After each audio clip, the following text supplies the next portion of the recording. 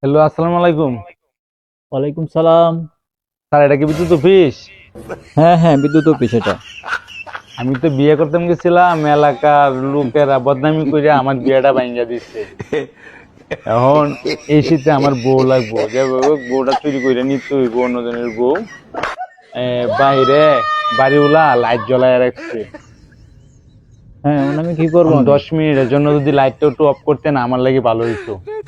হয় ম্যাম, এটা গপ্প করেন? আপনি বউ চুরি করবেন, এর জন্য বিদ্যুৎ অফিসের লাইন আমার অফ করতে হবে? এটা কোনো কথা বলেন আপনি? স্যার, এই শীতে আমার বউ লাগবো, আমার বউ লইয়ে যাইতে হইব, চুরি হইলে লইয়ে যাইতে হইব। আপনি 10 মিনিটের জন্য লাইটটা অফ করেন। ভাই, এখানে কিন্তু আমার একটা কথা আছে ভাই। হ্যাঁ, বলেন।